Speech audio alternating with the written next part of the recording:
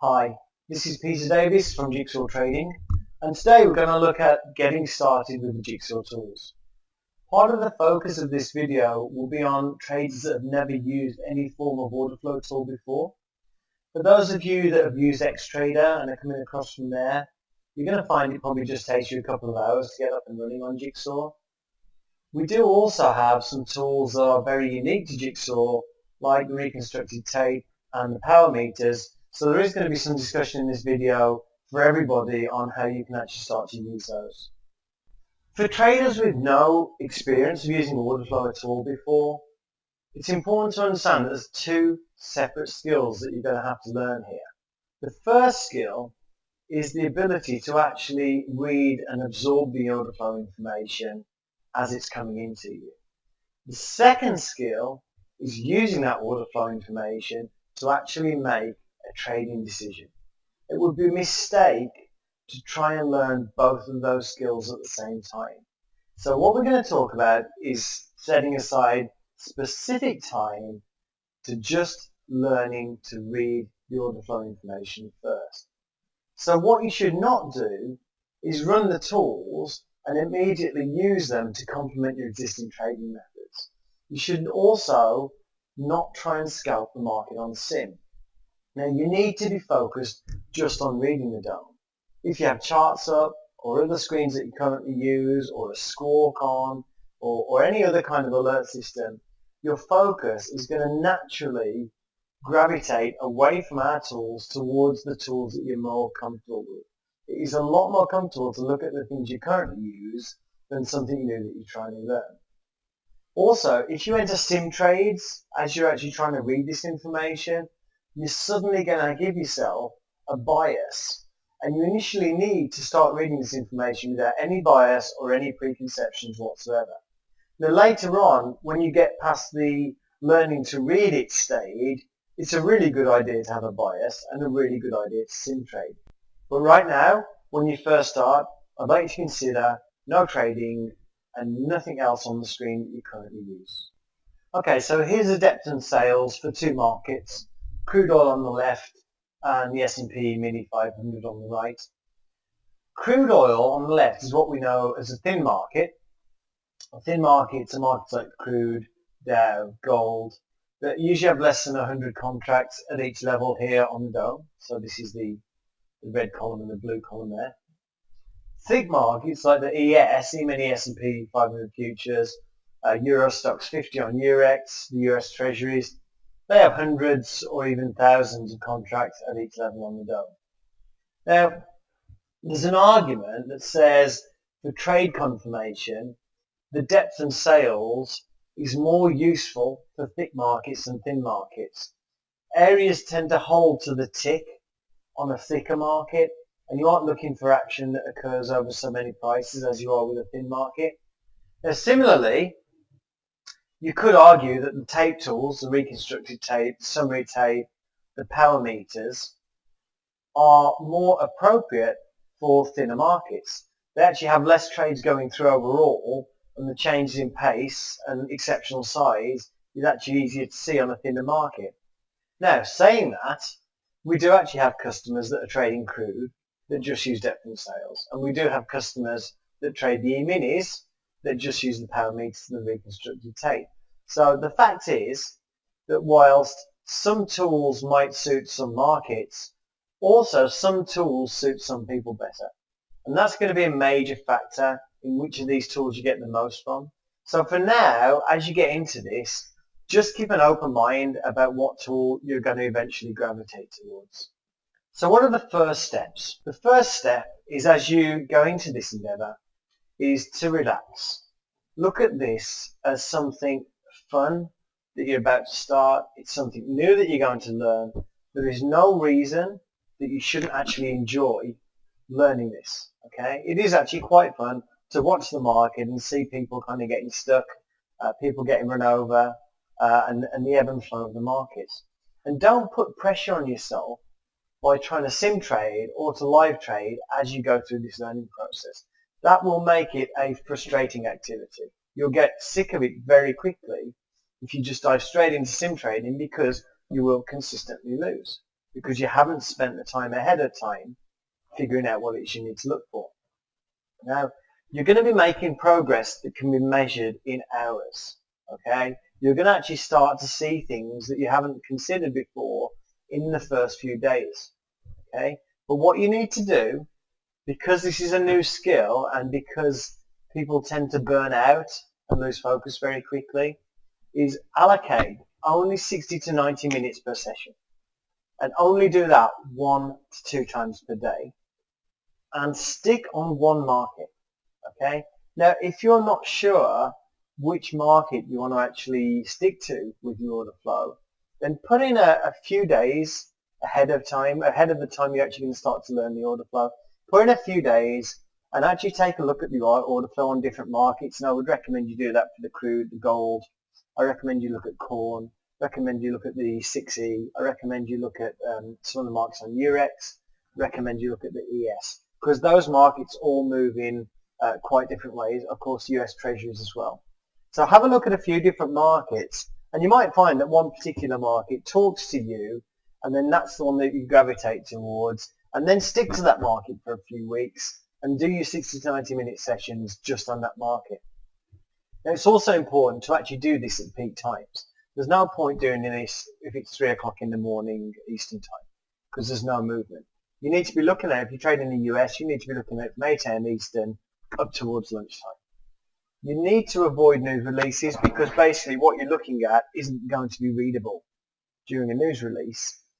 And it's very important, all charts, news feeds, scores, alerts, off, everything, all you're going to have up on your screen is one single depth in sales. Okay, so here is my one single depth in sales. And what are we going to focus on? Okay, initially, I want you to focus on just one thing, and that would be the current trade columns in the center here. Now, those current trade columns are showing you how many contracts are executing at each level. So the red text here, the 8, that's how many sell market orders are traded into the bid at 1789.25. The blue number is how many buy market orders are traded into the offer at 1789.50. And all you're going to do is focus initially on this column and nothing else. And the things I want you to pay attention to are the size of the contracts executing at each level, the difference in size between the trades hitting the bid, which is this here, and hitting the offer, which is this here.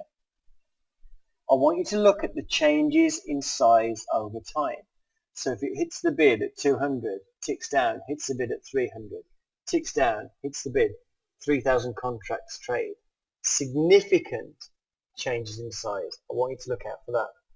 I want you to look out for the changes in speed. It ticks up and down. So it might trade, tick down, trade, tick down, trade, tick down, trade, trade, trade, trade, trade, no tick down. Okay. I also want you to look at how easy it ticks up versus tick down. So you might find right now we've got 267 contracts traded. We might be at this price. What could happen, we could tick up. It stays at that new price for just a second and then falls back down. So it ticked down almost immediately after ticking up. So right now, the market's taking a long time to tick up. Okay, and it didn't tick up at all. Market's taking a long time to tick up, but it's ticking down much easier. Then I want you to look at prices that we seem to get stuck at. Okay, so we move to a price, we seem to stick at that price, can't get away from it. Prices that we seem to gravitate back towards, and prices that nobody wants to trade, and that is all. Okay, so just this center column, we're going to ignore the depth here, and just focus on that center column. Okay, now right now you may have a perception that people that are reading the order book are actually looking at all of the numbers at the same time, and so it concerns you that you can't actually read and kind of process and absorb all of the numbers at the same time. And the fact is, nobody can read all of those numbers at the same time. the thing we're doing is we're focusing on specific information a lot of the time, but then what we do is occasionally we glance at other information. The most important thing about order flow is the actual orders that are flowing in, and that's what those center columns show you. Okay. Now obviously, as we get to a key level, we might look at the total number of orders that have traded into that key level previously. We might look at the volume profile over here for a trade location. But right from the start, all you're really interested in are these numbers. Now the other thing is, don't try and do mathematics in your head. Don't try and tally up the total number of trades either side as it moves. If the difference between the amount trading into the offer and the bid are not obvious, then it's not going to be important. Now, if you do what I've just said for about 5 or 6 times, 5 or 6 of these 60 to 90 minute sessions, you're going to see certain things occurring. You're going to see price coming to a level, trading a lot of contracts, but price gets stuck, and also traders getting stuck. And you're going to see that kind of thing. You will absolutely definitely see these things. Nobody does this and doesn't see those things if they focus on their current trades. Okay. Now, I don't want to say too much about what you're going to see because I want you to start this with an open mind. But what I will say is if you spend the 5 or 6 60 to 90 minute sessions, you can Skype me or you can go to the Jigsaw Skype group and you can have a chat with the other traders about what you're seeing, and you'll find you're actually having an intelligent conversation based on what you now have, which is a kind of a deeper appreciation of the order flow than if you've spent no time looking at this at all. Now, as this becomes easier, you can start to look at other information. So we have like a split profile here, which is showing this is all the volume that's hitting to the bid, this is all the volume that's hitting to the offer, and this is the total volume profile. I personally tend to focus more on the total volume profile than the split profile. Okay, so from my perspective, your secondary focus would be occasionally glancing at the volume profile to see where large volume is and to see where small volume is. So that would be your secondary focus. The third thing that you might want to focus on, very specifically this would be used when you're about to enter the market, is the snapshot column here, which is basically telling me right now that contracts are being added to the bid and contracts are being subtracted from the offer. Now the offer is still bigger than the bid, but right now they're adding contracts to the bid and they're pulling contracts from the offer. If we get some more pulling here and we get some more stacking here, I would expect price to actually tick up. But really that's something, that snapshot column, okay, there is our tick up. So that snapshot column is really something you're going to use just to refine an entry. It's not something that you're going to be watching the market's ebb and flow. Okay. Now, the next thing we might want to focus on is the depth.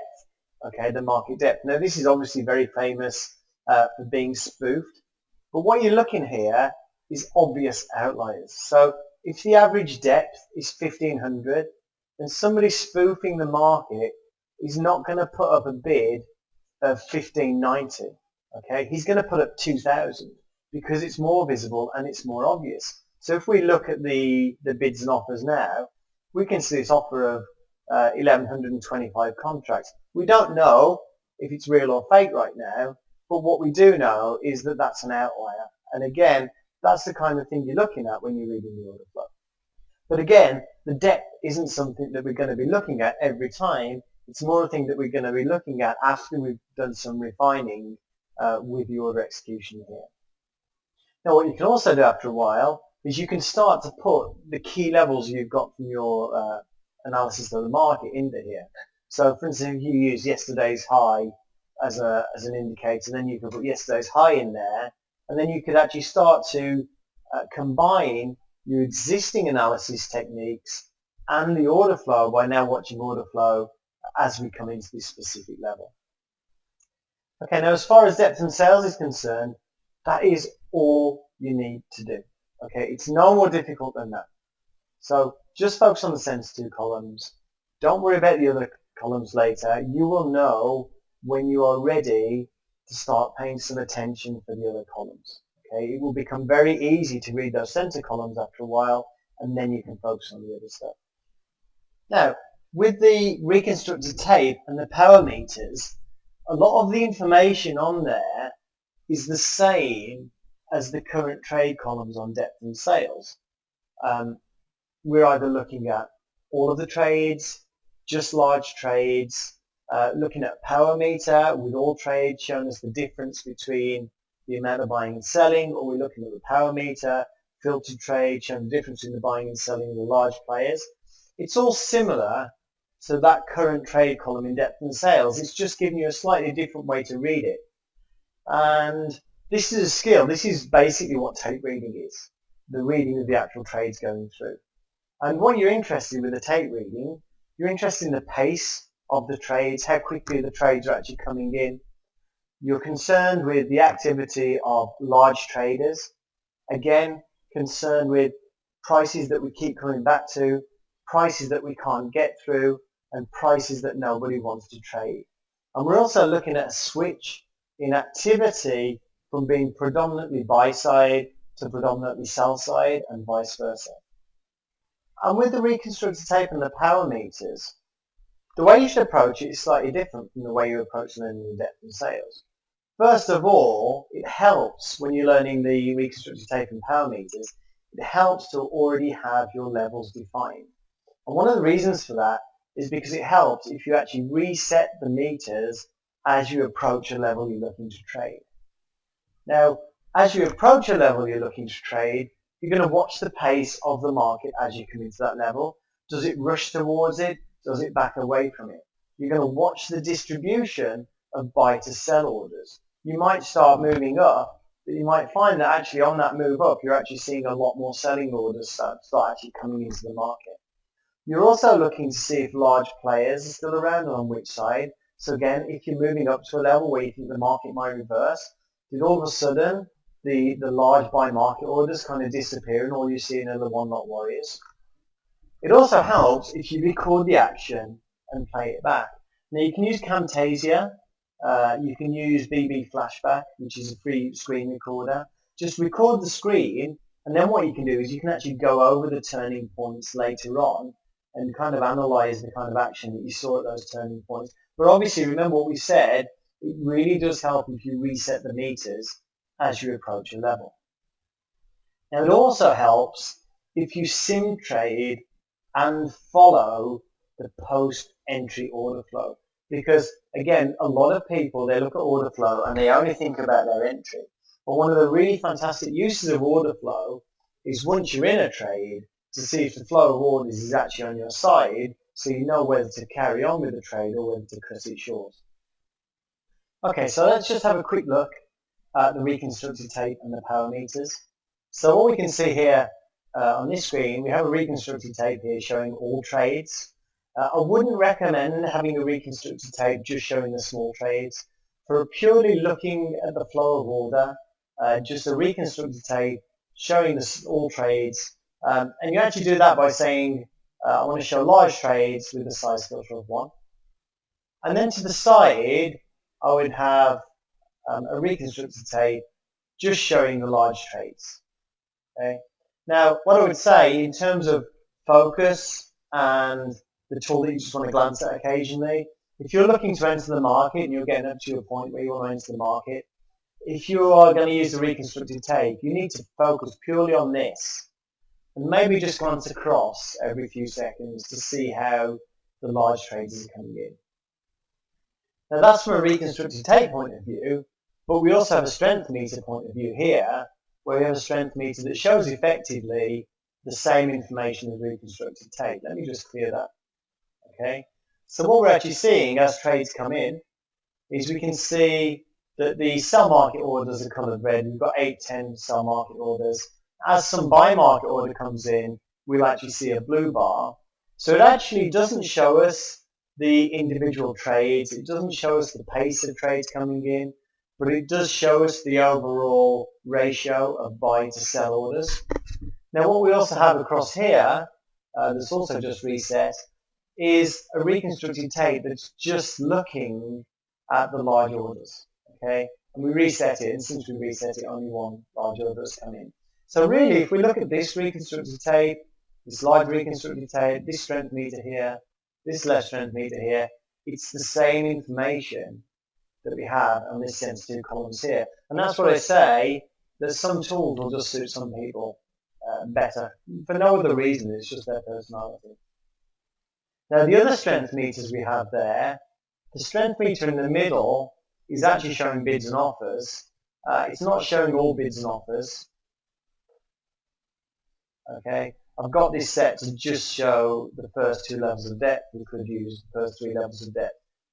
And it just shows me, on the red side, it shows me the first 3 levels, total of the first 3 levels. On the blue side, total of the first 3 levels here. And then on this strength meter here, I'm seeing effectively what I see, anything blue will consist of what's added here and what's subtracted here.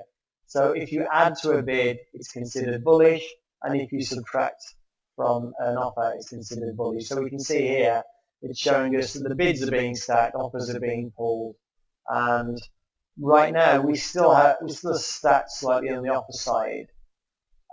So what we need to see is this kind of blue push up a bit here, and then we should start to tick up. Okay, we didn't get that push up there. But again, the reason you have those 3 strength meters, it's just a different perspective of the information you're seeing here. So this strength meter represents sensitive columns. This one represents these columns. This one represents these columns. Some people will simply find one format easier to read than the others. So don't get hung up on trying to use everything at once, because there is duplication of information. If you do the exercises as we've described, you're going to be able to absorb the information, but you also, just by the fact you spend time looking at it, you're going to have a good idea of what to look for. Okay, and you're going to have a good idea of which combination of tools to use, but not everything with order flow is intuitive. So we've got a number of resources that are going to help you get up and running. First, the Jigsaw blog, which is trade videos and webinars. Second, a particular blog post on there for the cut and reverse drill. There's links in there to a web page by a guy called Guy Bauer, who trains the traders at PropX Prop Shop. Some of the stuff they do is on thin markets as well, which is good for the guys that trade crude. But he actually talks through a lot of the drills that they do in PropX to get their prop traders up and running. We've also got a free order flow lessons page on the website. And also there's some Jigsaw customers that have got their own YouTube pages and are putting up their own videos using the tools. One of the most famous ones is a guy called Welly on Big Mike Trading Forum, and there's a thread there where he actually explains how he uses the strength meters and recon tape on the S&P 500 to confirm his price action trades. So with that, I will bid you good luck. If you do need to contact me, there's my contact details. You can also Skype me on Jigsaw Trading. And if you have any questions during the learning process, please feel free to send me an email or get in touch with me on Skype. Thanks.